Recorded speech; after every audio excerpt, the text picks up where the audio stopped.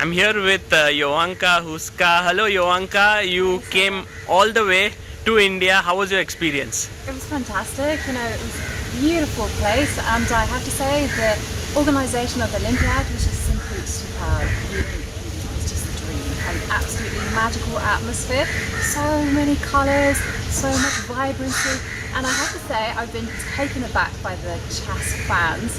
They're incredible, and I also want to say that it's always a privilege to play an Olympiad, just to represent your team, to play with passion as a team, and just play some fantastic chess. It's been a long time since I've actually been playing over the board, so I was a little bit rusty, but I enjoyed it, and I actually want to get back to more things. Are you happy with the performance of your team? Yeah, because everyone tried their hardest. The results might not have gone their way, but all you can ask for is passion and dedication. The results are out of your control. Sometimes your opponent plays very, very well. It happened to me yesterday. My opponent, Juan Tan from Hungary, just played superbly, especially in time trouble. And the result just didn't go my way. And the same happened with one of my teammates. But we fought hard. And that's all you can ask from your team, to be dedicated, to be passionate, and to enjoy the games. And we did that. Amazing. And you yourself are a world-class chess commentator. Do you think that chess commentating on great games like you do at the Champions Chess Tour helps you in chess, or it makes you a little bit sort of wobbly while playing? Well, the results don't seem to be going in my favour, to be honest with you. But I play so rarely these days. Commentating is my full-time job.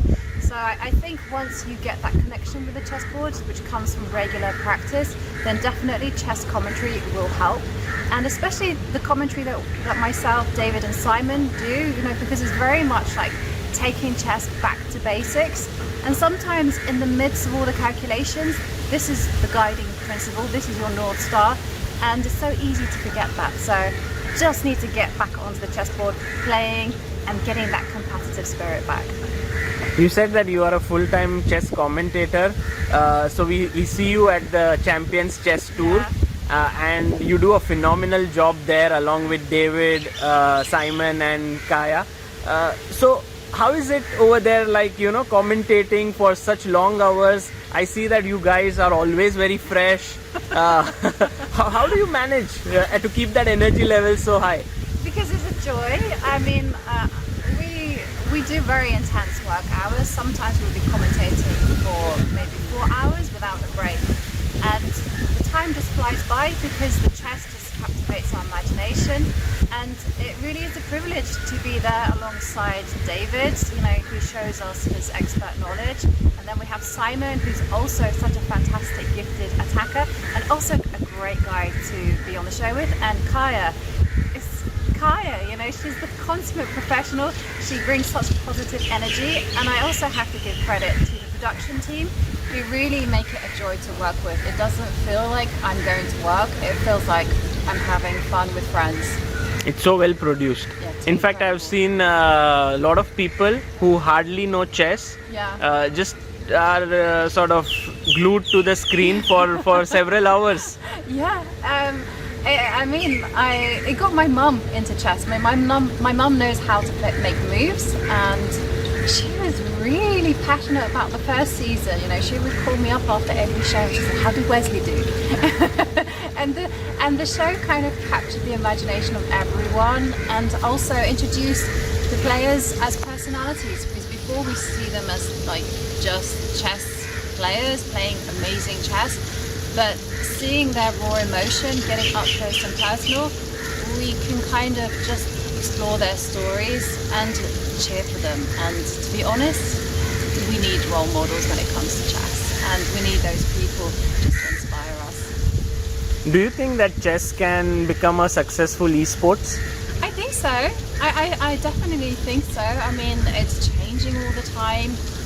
Before, when we look at chess commentary, it was very much, just spouting out these long variations, which, to be honest, has its time and place. And I enjoy it for maybe 2 hours, and then I have to put it to one side and just say it's a bit too much for me. But with the change of this chess commentary and you're doing it yourself, where you're just bringing out the emotion, then people get captivated by that, and people can't help but smile and cheer, and the emotions of the game suddenly get transferred to the public, and that's what will make it a success. And you can see it with the Queen's Gambit, that suddenly chess became incredibly popular. Chess is very accessible, everyone can play on chess sites, there's plenty of information available, and you don't have to be smart, to be honest, to play chess. Anyone can do it, and once you kind of get taken over by the bright lights, it just needs a professional setting, and we're giving it that, and I think the changes are starting to happen because other companies are starting to follow. Yeah, absolutely. And you said that when we began playing chess, there used to be professional chess players. Yeah. Then there were professional trainers. Yes. Then now chess journalism also has begun. Do you think professional chess commentator could be something that one can do full time? I hope so. I really do hope so. I mean, we need tournaments. We need these online experiences. I mean, just take for example streaming. That's kicked off. Yes. In a absolutely, and everyone is quite rightly just inspiring their fans, and also it's just building, getting better and bigger. And I'm really inspired by the likes of Hikaru Nakamura, Alexandra Botas, because they're really making chess and the personalities are very accessible. And this is what we need. Chess for too long has been up there on a pedestal, like only geniuses can play, it's like super competitive, which is actually far from the truth. I think chess can be a very social game, it connects people, and I mean, just take a look at this Olympiad, for instance. We have so many countries competing, so many people just connected by their passion for 32 pieces and a wooden board. Absolutely right. And you were in England, yes, and now you live in Norway. Yes. So how has that switch been?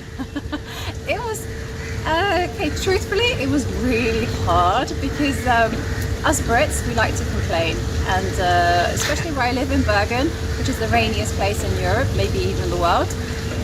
They don't like to complain. They're very stoic, and they just simply say, well, it is what it is. No such thing as bad weather, just bad clothes. And they have a very practical approach. So in that sense, it was a little bit hard. But then I was really taken aback by how many ordinary people follow the game of chess. And it's so strange, and I've told the story many times, but it still shocks me that I can have a conversation about chess with my hairdresser. Really? Yeah. So they know, of course, they know Magnus. They know Magnus, they know how the pieces move, they follow Magnus's journey, they also follow the Norwegian Olympic team journey, they are very good. It's a beautiful culture of cheering for their national heroes, and I like the spirit that Norwegians have, which is like a job is a job, you dedicate a certain amount of time to that, but the real passion is in following your hobbies. Wow. So everyone gives time to that, and I really like the fact that you can discuss chess with just anyone on the street, and you can say, oh, did you see what happened to Magnus yesterday, and they would know it. Yeah, they absolutely would, and they will have also an opinion. Oh, that he didn't play the right opening. Yes. Something like that. Something like that. And they will talk about the style. They will kind of give like some kind of. Oh. We have an expression in Norwegian called a slipper hero, and the whole idea is that this person sits there on the sofa with their slippers on, and and they have the solution to. I think it's called like armchair general, yeah? Yeah. Like someone who sits. Tremendous. And what is your feeling like for the chess world overall? Now you see that there are a lot of prodigies coming up in India, in Uzbekistan as well, who won the gold, and also in Norway chess is growing. How do you see all of this coming together in the few years ahead? Well, I mean, I see some incredible initiatives in India, I have to say, and it's so well organized. Also in Uzbekistan as well, it's so well organized, and it comes from the top. The government has made a commitment, a pledge and they follow through, and as a result of that, you see that chess is becoming more and more popular. And for me, I personally would like to see in Western Europe, where there isn't so much support for government, that maybe an initiative is created where chess is brought to the masses, but not in a competitive sense, more as in a social. And it was actually my two sisters who both learned to play chess, but gave up. And when they gave me, when I asked them the simple question, like, why did you give up? They both said it wasn't social enough, that they spent too much time staring in silence, concentrating, enveloped in their own world. And while that has its attractions and its freedoms, at the same time, at its essence, I think to make chess much more attractive, then you have to just make it social. And my suggestion would be, like, have a chess set in every cafe where people, with instructions of course, and people can just set up the pieces and they can play without even knowing the rules, you know, and just figuring it out, because there is like a childlike wonder and playfulness when you're just learning something and you get to absorb into the game. And I have to I love one story that my French team captain told me. Like, he learned how to play chess by following the games of Fischer versus Spassky in 1972, and he had no idea how the pieces went. And of course there weren't computers then, so they followed the match, but they were coming up with their own analysis, being complete beginners. And him and his friend, they wrote things down, and it just, you know, it just inspired them to keep on learning the game. And I think that this is something that we should try to bottle in a nutshell. And if we can do this, then it will be really symbiotic. You know, we will improve the base level. The government maybe will start to pay attention and increase the funding, and we will get that pathway that we so desperately need for chess as a sport and chess as a profession. And we've got to respect, in my opinion, all the levels in chess.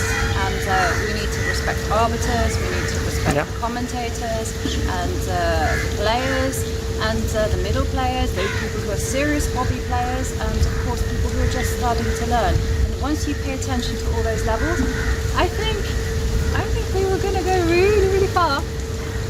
I love how you identify the problem, but you also give a solution. Yeah, this because, is me in a nutshell. because most of the people identify a problem and just say, oh, this is the issue, but they don't have a solution to it. But you kind of have some very simple to execute solutions as well, like put up chess sets in cafes, and I think that's wonderful.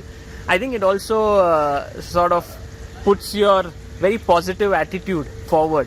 I think whenever someone watches you on screen as a commentator, they kind of relate to a very positive person. Do you get that often? Yeah, I have a lot of people say to me actually that the first thing that they're struck by was like how happy I am, how positive I am, and I do really work hard on this. Sometimes it doesn't come so easily, you know, especially when the games are not going so well and the results are not working in my favour. And I have to remind myself, chess is chess, life is life.